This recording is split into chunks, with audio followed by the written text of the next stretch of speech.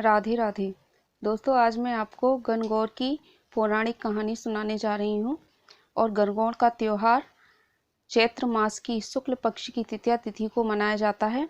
सभी सुहागिन महिलाएं इस दिन मिट्टी के गौर महादेव बनाकर पूजा करती हैं। मीठे गुना बनाए जाते हैं, 16-16 गुना गौर महादेव के, और अपने पति के गुना अपनी गोदी में रख लेते हैं। उसके बाद कहानी सुनते हैं और पूजा करते हैं। दोस्तों, कहानी सुनने से पहले अगर आप मेरे चैनल पर पहली बार आए हैं और अभी तक आपने चैनल सब्सक्राइब नहीं किया है तो प्लीज़ सब्सक्राइब जरूर कर लें और साथ में बेल आइकन को प्रेस कर लें, जिससे कि आने वाली वीडियो की नोटिफिकेशन आपको मिल जाए। चलिए कहानी सुनते हैं। एक दिन माता पार्वती और महादेव शिव पृथ्वी पर भ्रमण करने आए। उस दिन चैत्र मास की शुक्ल पक्ष की तृतीया तिथि थी। उस दिन नगर की सभी स्त्रियां गणगौर व्रत की पूजा की तैयारी में लगी हुई थीं। शिव पार्वती के नगर में आने की सुन उच्च कुल की स्त्रियां सज संवरने और तैयारी में लगी रहीं, और साधारण कुल की स्त्रियां जल्दी से बिना किसी तैयारी के, बिना सजे सवरे माता पार्वती और शिव की पूजा करने के लिए आ गईं। पार्वती जी ने उनके पूजा भाव को स्वीकार कर सारा सुहाग रस उन पर छिड़क दिया। वह अटल सुहाग प्राप्ति का वरदान पाकर लौटी। उसके बाद उच्च कुल की स्त्रियां सज सवज कर सारे पकवान बनाकर पूजा करने आईं। उन्हें देखकर भगवान शिव ने माता पार्वती से कहा कि सारा सुहाग रस तो तुमने साधारण कुल की स्त्रियों को ही दे दिया, अब इन्हें क्या दोगी? माता पार्वती जी ने कहा, स्वामी, आप इसकी चिंता मत कीजिए।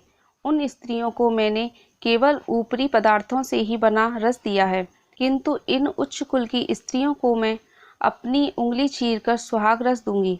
यह सुहाग रस जिस जिस पर पड़ेगा वह तन मन से मुझ जैसी सौभाग्यशाली हो जाएगी। और इन स्त्रियों में से जो भी सच्ची श्रद्धा भक्ति भाव से मेरे पास आई होगी, उस पर ही सुहाग रस के छींटे पड़ेंगे। जब स्त्रियां पूजन कर चुकी थीं, तब पार्वती जी ने अपनी कनिष्ठिका उंगली चीरकर उन पर छिड़क दी। जिस पर जैसा छींटा पड़ा उसने वैसा ही सुहाग पाया। जो सच्ची श्रद्धा लेकर आई थीं, उन पर छींटे पड़े और वह सौभाग्यशाली हो गईं। और जो अपने लोभ लालच ऐश्वर्य का प्रदर्शन करने आई थीं, उन्हें निराश होकर लौटना पड़ा। उसी दिन से यह गणगौर का पर्व मनाया जाने लगा। गण यानी महादेव शिव, गौर यानी माता पार्वती। उसके बाद माता पार्वती ने भगवान शिव से कहा कि मैं नदी में नहाकर आती हूँ। तत्पश्चात माता पार्वती ने नदी में स्नान किया और बालू की शिव मूर्ति बनाकर पूजन करने लगी। पूजन के बाद बालू के ही पकवान बनाकर भोग लगाया और कुछ भोग स्वयं भी ग्रहण किया। यह सब करते करते उन्हें काफ़ी देर हो गई। जब वह शिव के पास आईं तो नारद जी के साथ शिव प्रतीक्षा कर रहे थे। शिव ने पार्वती से देर से आने का कारण पूछा।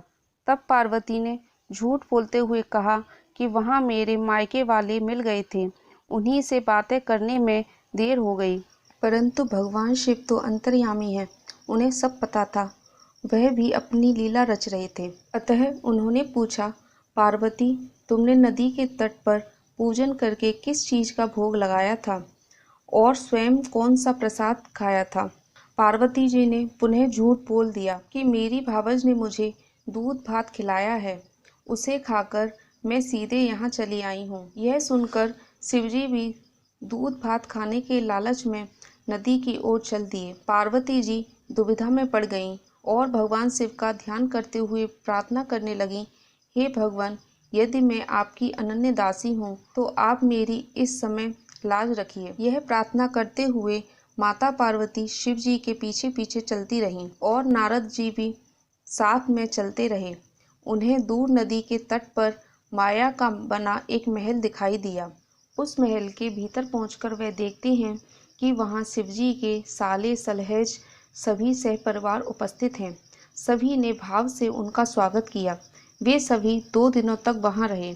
तीसरे दिन पार्वती जी ने शिव से चलने के लिए कहा, पर शिवजी चलने को तैयार नहीं हुए।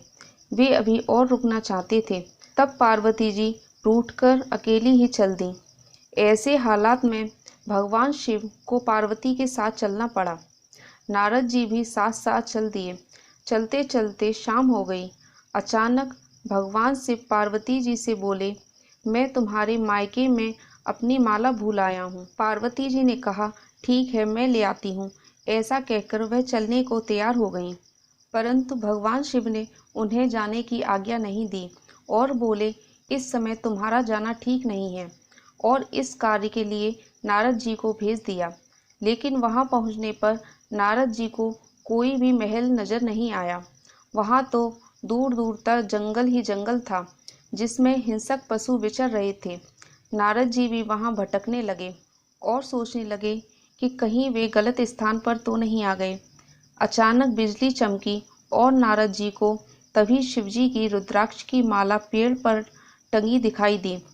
नारद जी ने माला उतार ली और वहां पहुंचकर शिवजी को वहां का सब हाल बताया। शिवजी हंसकर बोले, नारद, यह सब पार्वती की ही लीला है। इस पर पार्वती बोली कि मैं किस योग्य हूँ। यह सुनकर शिवजी हंसने लगे और उन्होंने नारद जी को बताया कि पार्वती अपनी पार्थिव पूजा की बात गुप्त रखना चाहती थी, इसलिए झूठा बहाना बनाया था, और फिर असत्य को सत्य करने के लिए उन्होंने पति धर्म की शक्ति से माया जाल रचा था। सच्चाई बताने के लिए ही मैंने तुम्हें वहां माला लेने भेजा था। यह जानकर नारद जी माता पार्वती की पतिव्रता शक्ति से बहुत प्रभावित हुए। उन्होंने माता पार्वती की बहुत प्रशंसा की और पूजा करने की बात छुपाने को भी सही ठहराया, क्योंकि पूजा पाठ गुप्त रूप से पर्दे में रहकर ही करनी चाहिए। और नारद जी ने कहा, माता, आप पतिव्रताओं में श्रेष्ठ हैं, आप आदि शक्ति हैं। यह सब आपके पतिव्रत का ही प्रभाव है। संसार की स्त्रियां आपके नाम मात्र से ही अटल सौभाग्य प्राप्त कर सकती हैं। आप समस्त सिद्धियों को बना तथा मिटा सकती हैं। तब आपके लिए यह कर्म कौन सी बड़ी बात है। और नारद जी बोले, गोपनीय पूजन अधिक शक्तिशाली तथा सार्थक होता है। और बोले, आपकी भावना और चमत्कार पूर्ण शक्ति को देखकर बहुत प्रसन्नता हुई है। मैं आशीर्वाद रूप में कहता हूँ कि जो स्त्रियां चैत्र शुक्ल तृतीया को इस तरह गुप्त रूप से गणगौर का पूजन करके मंगल कामना करेंगी, उन्हें शिव पार्वती की कृपा से दीर्घ आयु वाले पति का साथ मिलेगा, उनका सुहाग अटल रहेगा।